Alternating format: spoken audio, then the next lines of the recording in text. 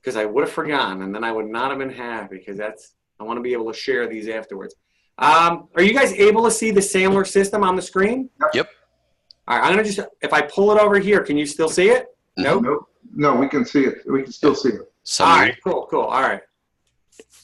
You're going to not see it for 1 second. I need to see it in big lights on the big screen here. So, all right. So when we go through the Sandler process, this is a little bit of a refresher for some. For others, this is brand new. Right out of the gate, we talk about bonding and rapport. We really haven't dug into bonding and rapport yet at all. So we will get to that, looking at maybe different ways how we can create good rapport in meetings, and also how to identify it. We have spoken about the upfront contract, and that, again, a 5-step process to really disarm our buyers, set up clarity. It's also got an element of qualification in it. If people go along, or if prospects go along with our upfront contract, not that it's a buying signal, it certainly is moving them into a much more qualified prospect.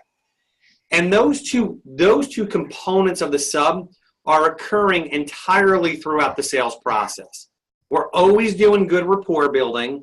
Always. We don't let our guard down, because that can disrupt the sale.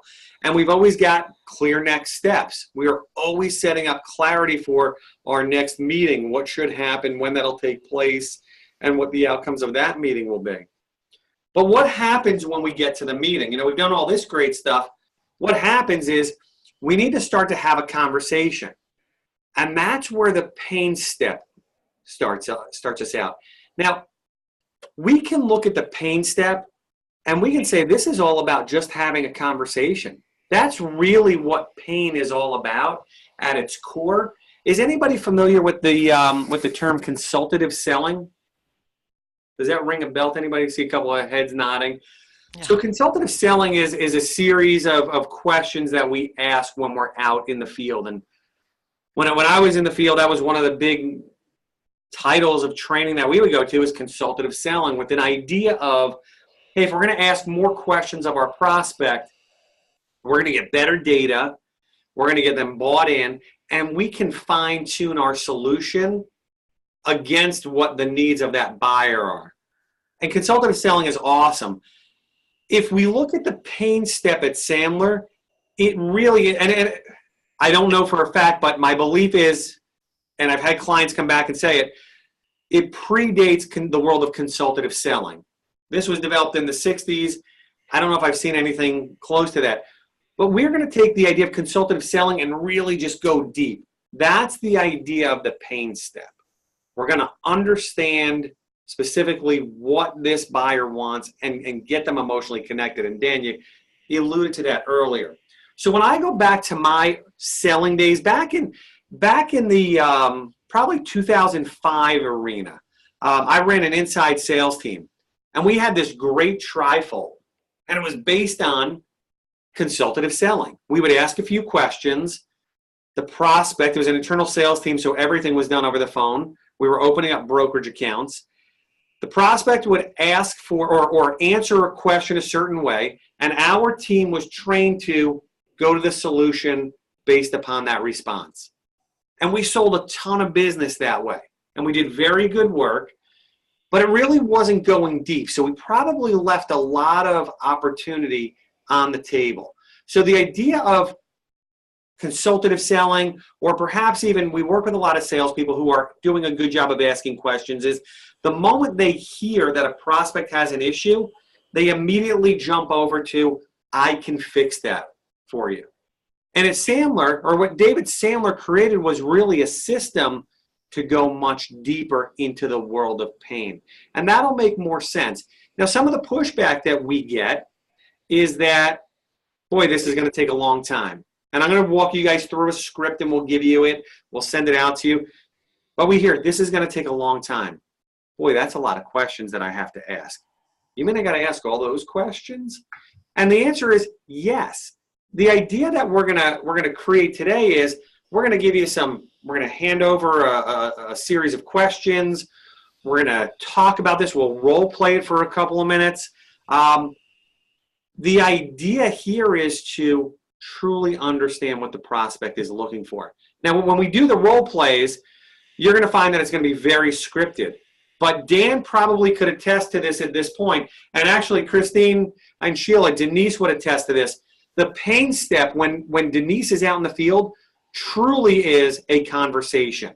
It is not a scripted list of questions, but it is a conversation. However, we've got some guides on where we need to take this conversation that tells us, is this prospect really buying into and really has a need that we can perhaps solve?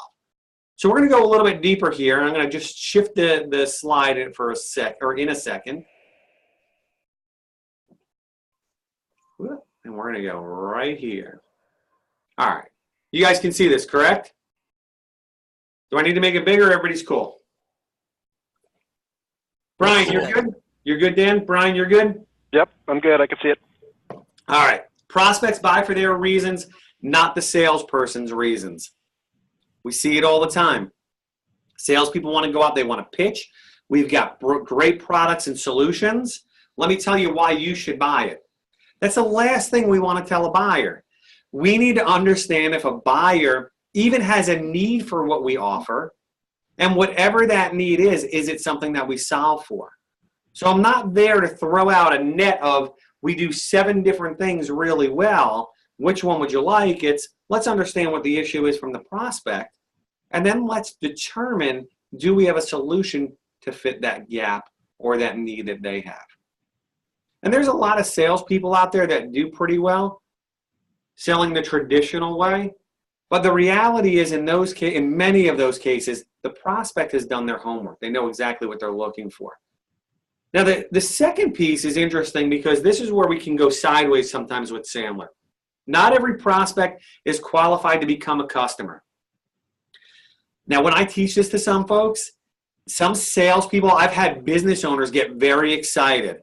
Oh, you mean I could tell the prospect no? Well, yes, if you remember from the upfront contract, we can tell prospects if they're not a good fit.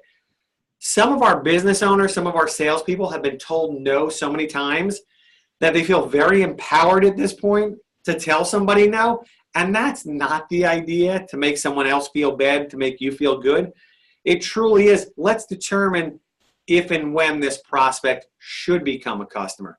If somebody truly isn't qualified, if somebody's looking for IT training at Sandler, we do lots of training. We don't do IT training. They're not qualified to become a prospect. We got to be honest with these folks. But it's not to just stick it to somebody, because Joe could call me for sales training. We could have a great conversation. And if I take Sandler literal and I disqualify Joe today and say, hey, Joe, look, you're no good for us. Keep moving, pound salt. Joe is never buying from us. You know what? Joe could be a prospect towards the end of this year. Maybe budget gets set up. So I got to be careful not to take that too literally. But not every prospect is qualified to become a customer. It's eye-opening for folks. So I don't want to convince you to do business with me. I want us to have an even playing field where we're having a great conversation. Let's see if your issue is something that we solve, and then we can qualify it. That's exactly where I want to work from. Any thoughts or questions here?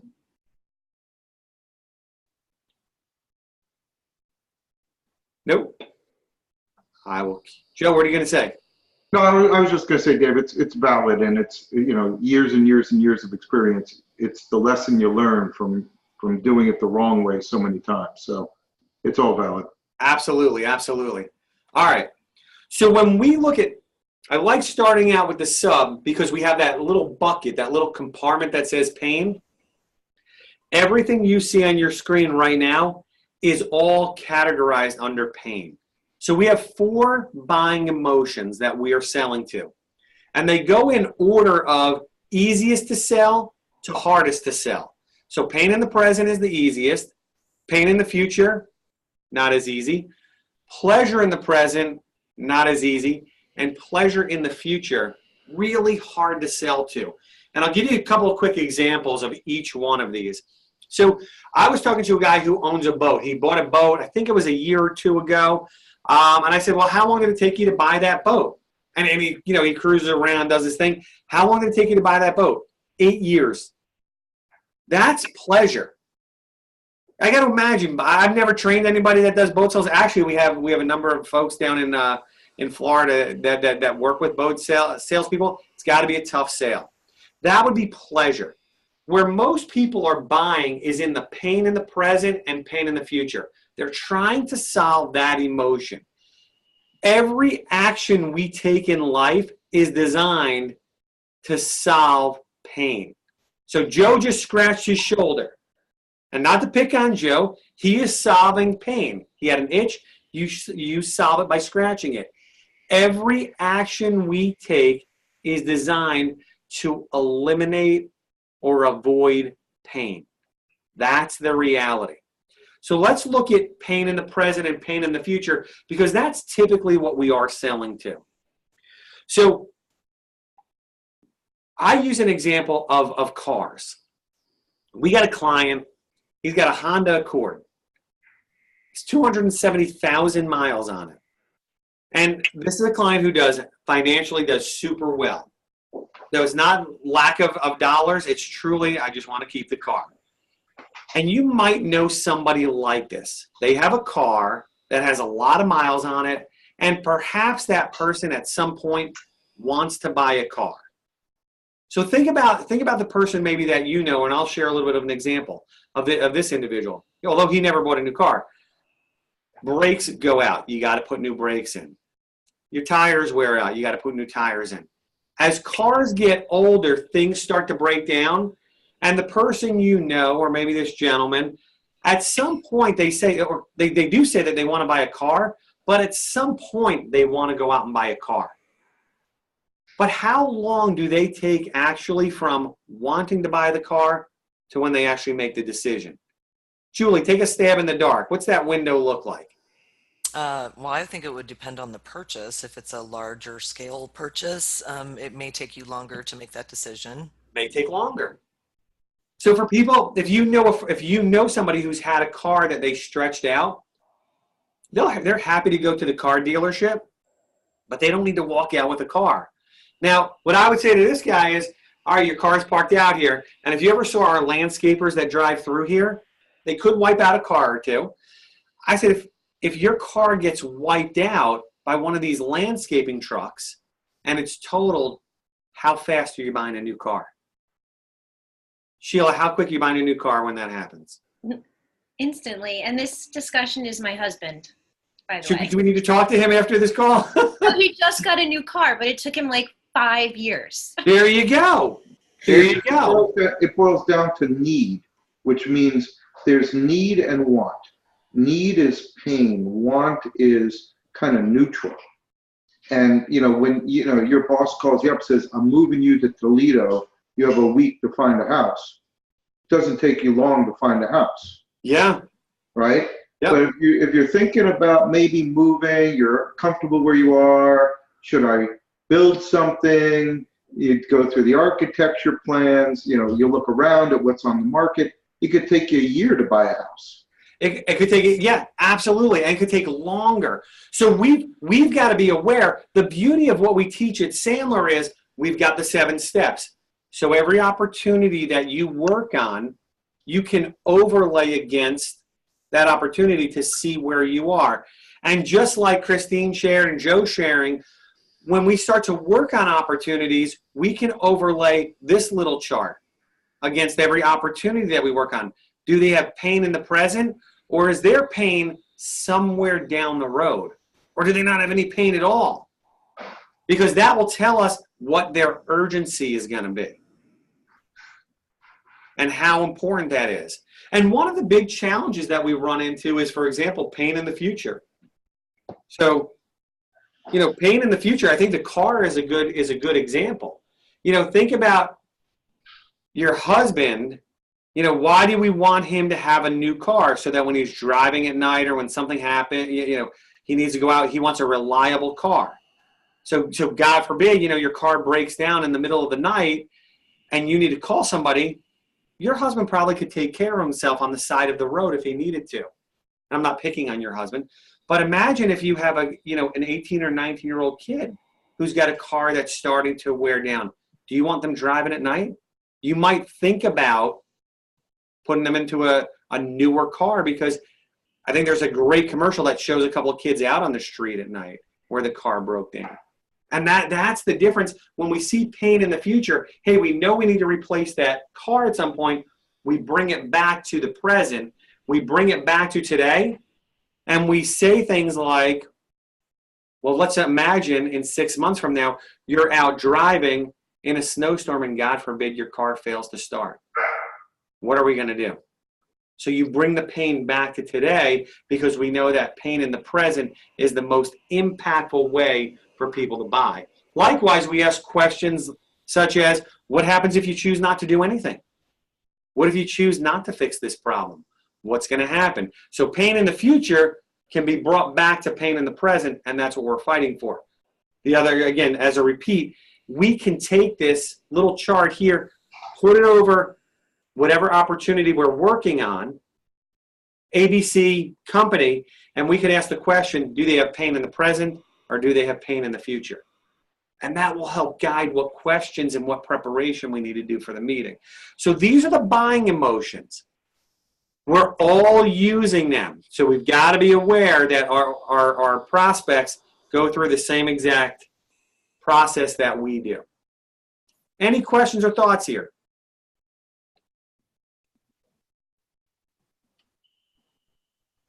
I'm going to keep us moving, and I'm going to skip that slide, and I'm going to see if I can pull this off.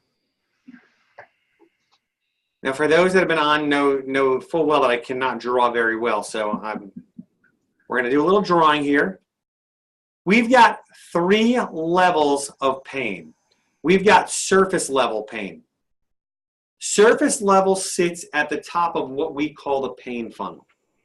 We then have this other section called reasons for pain. I'm going to just draw an R because I can get that right. And then down at the bottom of what we call the pain funnel, we have personal impact or emotional pain. This is where people buy. People buy emotionally. They rationalize their decisions intellectually. You got to keep that rule in mind.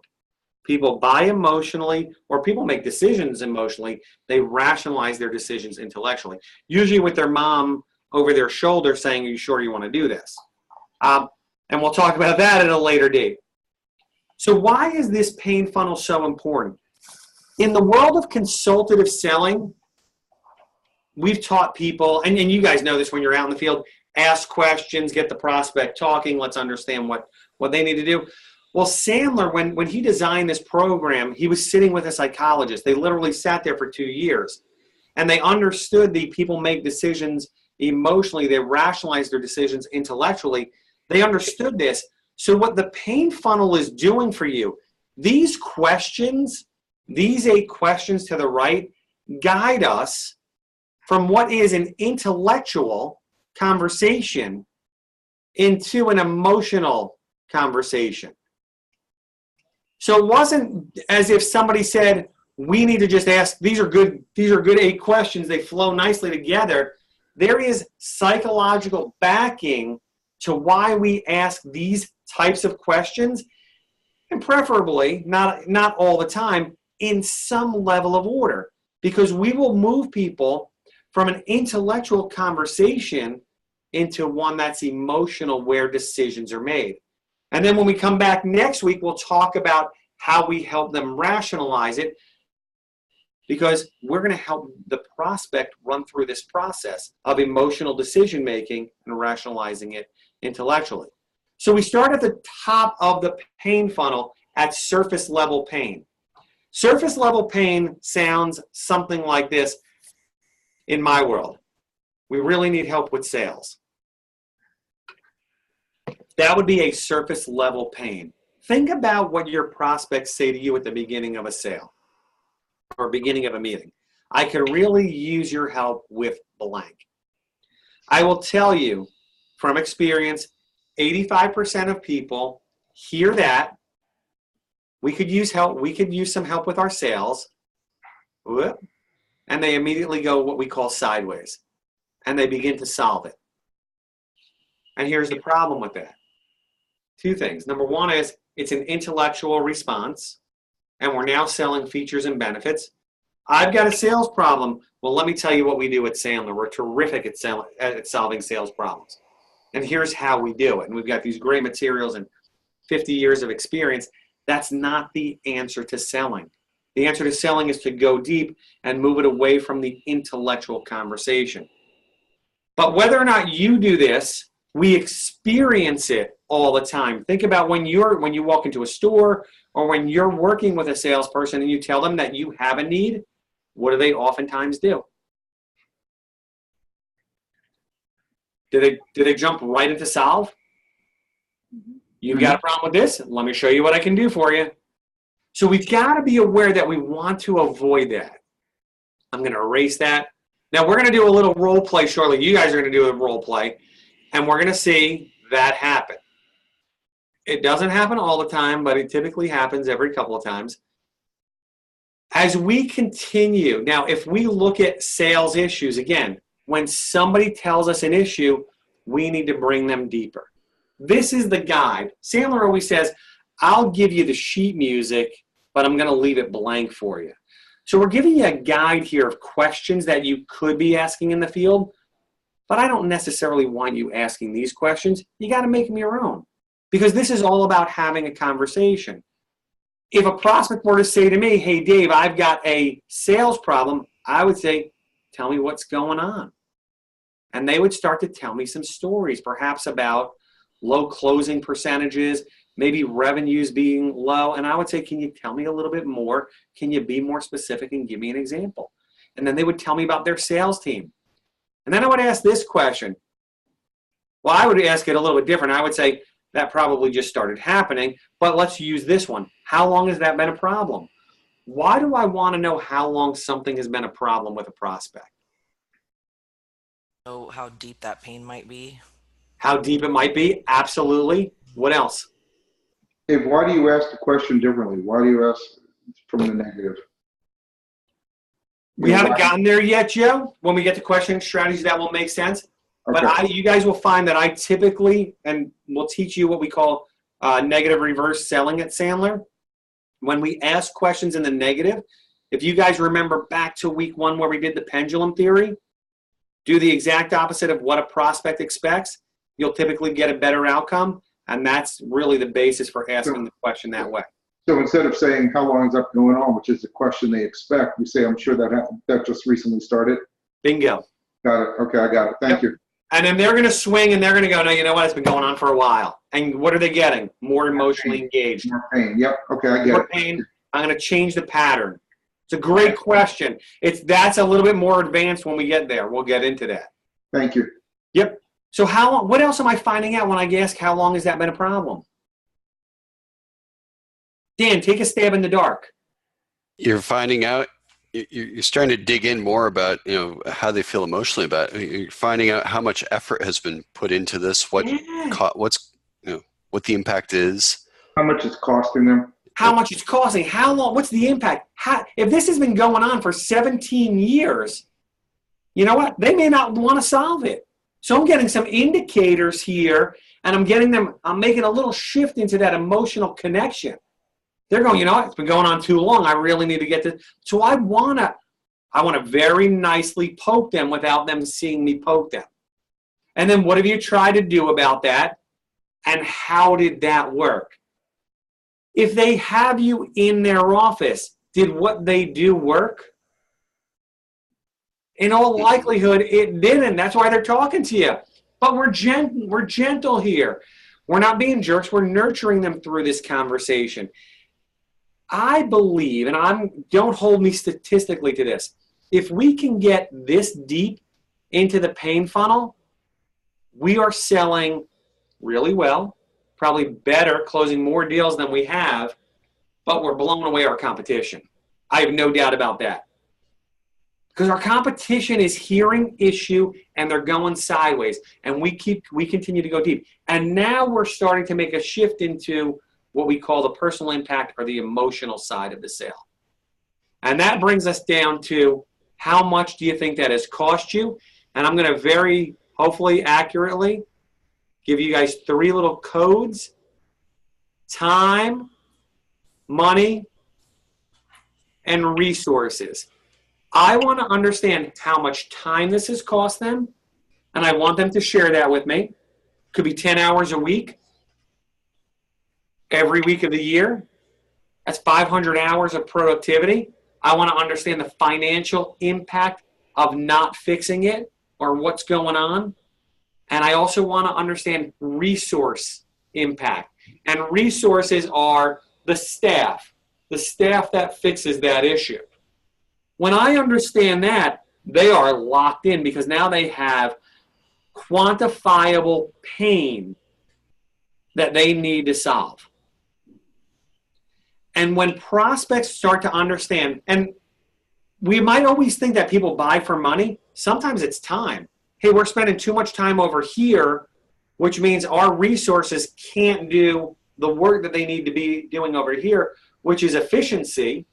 I mean, that may have a downstream dollar or will have a downstream dollar effect, but I want to understand that. Because in my world, when I start to hear dollars or time or resources that are significant, people are going to be willing to fix it, and it's going to be the same in your world. Now they, the prospect, are doing the math here. So they're running through the mathematical equation on getting here. And then I very simply, now they might be telling me that they're very upset, they're angry, all those good things. And if that's the case, I'm kind of just nudging them along. But if they haven't, I might say, how do you feel about that? And then at the end, I could ask the question, hey, Dan, have you given up trying to fix that issue? I want to know how committed he is. And we'll talk next week about gaining a little more commitment here. But now I'm into the emotional part of the sale. Joe, jump in. Would you ask that differently and say, so I guess you've given up on this? Absolutely could ask it that way. Okay. Probably doesn't make sense to fix. Right. You've probably given up on this. Got it. Absolutely. This is the guide. I don't want to call it a script. I was visiting a company last week, and we work with their field and their internal sales team, and we have a script for the internal sales team. Not one person followed the script, but everybody followed the script because they made it their own. All the elements were this is just a guide. And how you twist those questions, Joe, is exactly what we want to do. So I'm going to shut up for a second. Anybody have any questions? Thoughts, questions here? What would you do, or what would you suggest if the response is tepid? So, you know, there is some emotional pain, but it's not a strong emotional response, and that maybe time, money, and resources aren't significant. Yep. How would you proceed? Well, does anybody remember, and I said it earlier, what we learned in the first week? Pendulum. Right. The pendulum theory. So what would getting behind the pendulum, Dan, perhaps sound like generically in what Alex is saying? I mean, if they're showing a little bit of interest, be like, yeah, you know, this would only work for customers that have X, Y, Z, and I'm not so sure about this. So we might take it away from them, Alex. You know, hey, look, our best customers, this, you know, they're going into this 2 feet in. My sense is this may be something that you're not ready for. I'm just changing the words. You know, And next week, Dan, we're going to add, and Alex, we're going to add to this. We're going to add a way to gauge their buy-in to what we're talking about. Dan, that was excellent. Dave, let me kind of qualify Alex's position. So we'll do an analysis on a business, and Yep. they have a 5% score out of 100. Yeah. They just suck. We present them with the analysis, and there's no buy-in to the reality of their situation. Yeah. Okay. So at that point, do you say, look, here's the analysis. You know, you're probably not ready to fix this based on what I see here. Is that the way to go about it? Absolutely. Okay. Yeah. Take it away from them. Hey, look, this may be something that you're not ready to fix right now. Okay. Got it. You know, we call the one. And if they say no, yeah, you're right, we're not. Or if they say yeah at that point, well, how much is it to fix it? Yeah, and that's why the pain funnel. Let's go back to the pain funnel. Why the pain step is so important is because they're providing their data. So let's take this. Maybe let's take this one as an example. Alex, why don't I try to sell your product to you? And I'm going to get it all wrong because I don't know the product well enough. But let's imagine we've had some conversation, okay? So I'm going to walk Alex through the pain funnel. I'm going to do it as quickly as I can, but I want to point out a few different elements here. So Alex, as I look at this score, your score is coming back relatively, in line with where we see a lot of our clients, where there is room for opportunity. Can I ask you a question? Are you getting enough revenue from your social media accounts? Do you see that you're getting enough revenue? No, we're not really getting anything from it. So when you say nothing, can you tell me more about that? Yeah, I mean, we have someone in the office who posts content, and we've tried other companies in the past, but I mean, we're not getting customers from it is the bottom line. No customers. So not one customer from social media? No. And what types of things have you attempted to do here? Like I said, we've had someone in the office, we have a person at the front desk. She kind of handles the social media account. She posts content. Again, we've tried companies who have done the same thing. They all say they're all different. And bottom line is we just don't really see any tangible activity from it. Yeah. How long have you been attempting to use social media to grow your business? Years at this point. Yeah, I mean, maybe it's something just not worth doing. Yeah, you could be right about that. Yeah, is it something you think you should focus on? I mean, everyone says that we should, but again, we're not seeing any customers from it. So At this point, I really have no idea if we should be doing it or not.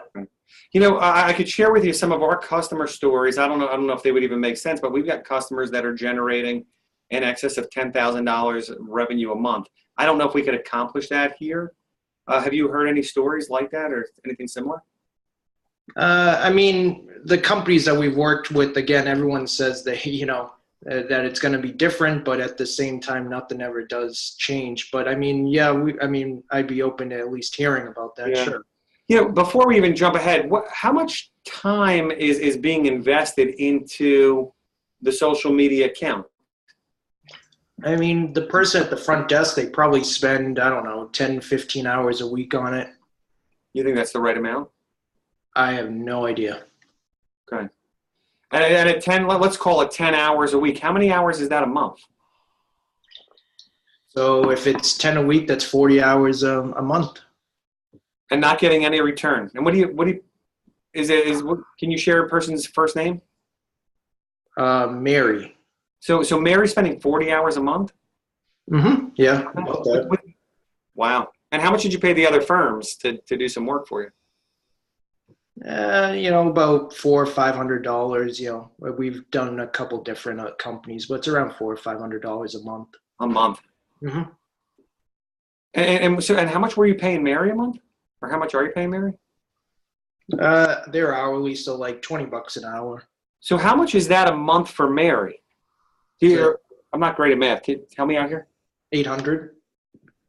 And then another 400, let's call it, for the other ones. How much is that a month? 1,200. So we're $1,200. Is there other stuff that Mary could be doing to be efficient? I'm sure there is. There's always something to do. So zero revenue and $1,200 in expenses a month. Is that a lot of money for you? Yeah, I mean, of course, any small business, any amount of money that wasted is a big amount. How do you feel about that number? Not good. What do you mean by not good? I mean, frustrated, I guess. All these companies promise that things are going to be different. Nothing really is ever different with social media. I don't really understand it, to be honest. Yeah, I wonder if that's one of the challenges, and that's actually where we get a lot of our clients is taking that off of their plate so that, that $1,200 a month, at least that resource can be focused a different direction. Is it something that we should dig a little bit further into, you think? I mean, I guess bottom line is how is this going to be different, Yeah, I think we could talk about how we are different and why we've won some opportunities. I think the most important thing is how do we get that $1,200 flowing back into the company? Mary focused on the right things, and that's usually where we come in as take over. Mhm. Take that over and make it a little bit more efficient. Okay. I mean, yeah. All right, we're going to stop right there. So again, I don't know their product well enough, so dangerous. But I brought him from top to bottom. Now, Alex doesn't always give us the most emotion, so that's cool. My goal was to bring him through a process where we intellectually run through some of that top stuff. But now I know I got $1,200 a month to work with. We've had a great conversation. Now, we've got companies that when they start telling us issues, they're in the multi-million-dollar range. So these numbers are going to be different business by business. Time is going to be different. Resource allotment is going to be different. Every business has its own little story. Dan, I don't want to speak for you, but yours could be in the millions of dollars range. Absolutely, knowing what you guys do. Christine, Sheila, I know your world too. Significant. These could be seven-figure issues. I want, in this case, Alex to articulate those data points so that I can now use them in conversation. Most importantly, who created the data? Me or Alex? Alex. That's the key. I shifted the issue over to him as opposed to traditional selling. Dan, I've got a solution. For $500 a month, I'll make you $1,000. No. Alex gave me his story, and I'll build the solution around his story. Make sense? Mm-hmm. Did anybody hear me tell Alex how I'm going to fix his problem? Does Alex know that I can fix his problem based on my feedback? No. Well, does he know that I can fix it? What did I tell him I could do with other clients, Joe? Right. Oh, you did tell him, right. Yes, you did say that you've done it, but he's not sure if you can fix his problem because he's not a believer yet. And did I tell him that I could fix his problem? No. Mm-mm. So I haven't done any selling here. All I've done is gathered up data, and we're role playing. So this looks a lot more conversational, a lot longer in the field. But right now, he knows I can fix it for other people. Now the question is, can I fix it for him based on that conversation? Haven't tried to sell him anything. That's the beauty. I'm understanding, is he going to put 2 feet into this? And next week we'll talk about how we tie that together, how we can actually have a transition here to get his buy-in on this. I'm going to shut up for a second. Any thoughts or comments? I just thought it was cool how you were able to really build Alex's trust. How did I do Initially. that, man? What were the things you were picking up on? Well, you were digging in. One of the things that you said that I really liked was you expressed some doubt with that pendulum theory. You're like, oh, I don't know if we could get you $10,000 in revenue, but I could tell you what we have been doing for some clients. It probably it might work, might not. Maybe we could explore it. We don't know yet. We still got to explore. I'm not sure because he's expecting from the salesperson, oh, we can fix that for you. You give me $500 a month, Alex, I'll fix your problems. That's not who we are. We got to make sure we're dealing with the right issues and then we understand what he's looking to gain. And certainly in a 3-minute role play, we're not going to identify that. All right. Can I get 2 volunteers, a salesperson and a buyer? I'll be a buyer. Buyer, who wants to be the salesperson? All right. Joe, you're the sales. Christine and Sheila pulled off the greatest. How do you avoid getting picked on a video? Both looking to the outside. That's why I stepped in. I couldn't take their pain anymore. So. Exactly. It's like in the classroom when people will refuse to catch my eye. Joe, you're the salesperson. Dan, you're the buyer. Joe, what are you selling to Dan? Oh, I don't know. Used car. How about that? Oh, all right, we'll sell you a used. We'll sell you a new car. We'll sell you a car. All right, I don't like cars. Pick something different. We'll sell you a car. I don't know whether it's new or used yet. All right, so let's try. I've never done it with a car, but let's try it. And Joe, all I want you to do is use the pain funnel. That's it. Okay. Dan, what's your issue with the car? Tell Joe and let's dive in. Go. Joe, my car's just running a little rough lately. Great. What are you driving? It's a Volkswagen CC. Really? Haven't seen one of those in years. What's your issues with it? Yeah, probably the reason they stopped making them. It's a cool looking car, but it just has all these mechanical issues. I accelerate and it just It's a little jumpy. Anything else wrong with it? It depends what day. What does that mean? Sometimes the windshield wiper light will just not turn off because there's a sensor problem. My heated seat, one of them is not working. That must be fun on a cold day. Yeah, but I get great gas mileage. So is gas mileage important to you? It's very important to me. Good. So how long have you been dealing with this car? Ever since I bought it 7 years ago. 7 years. Wow. I bet you get a lot of looks from people of admiration. I do, because it's a unique automobile. I keep it in great shape. They just don't know what's under the hood. So what have you found is something what are you looking for in a car? I'm looking for good gas mileage, speed, and comfort. So have you done any looking around? Not really. Yeah, so you're pretty much not really looking for a car, are you?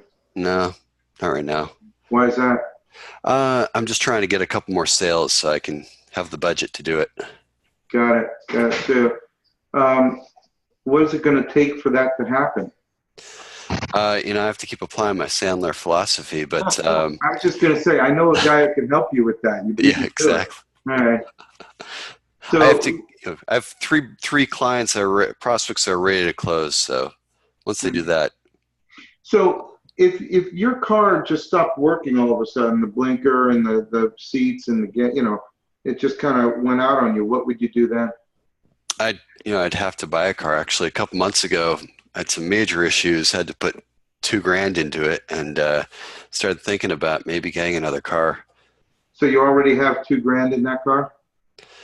Oh, I have more than $2,000 put into the car. So how does that make you feel about that car? It makes me feel like I definitely don't want another Volkswagen. Right. So in your mind, if you're ready to move on something, but you're not really looking, what's holding you back other than those few sales? Right now the car is running just fine, but I don't know. Maybe in 2 months it won't. I guess it's a little unreliable. Uh-huh. I'm going to pause you guys right there, really for time's sake. And actually, because I want to point out two things. There were 2 moments, Joe, where you started right about here to move a little bit into sales mode. And I pulled back.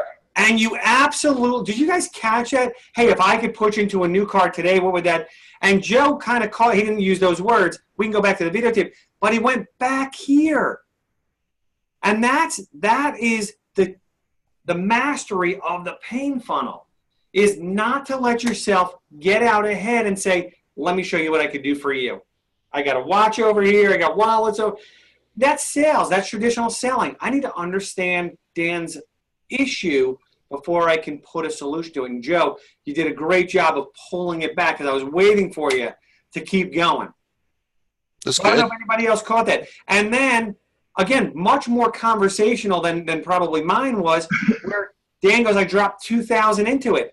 We're all of a sudden getting costs.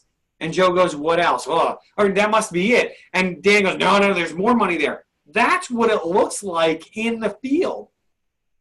It's cost us $100,000. Where'd you come up with it? They'll feed you this information, but our guide allows us to do it when we struggle or when our prospect struggles because they don't know the script.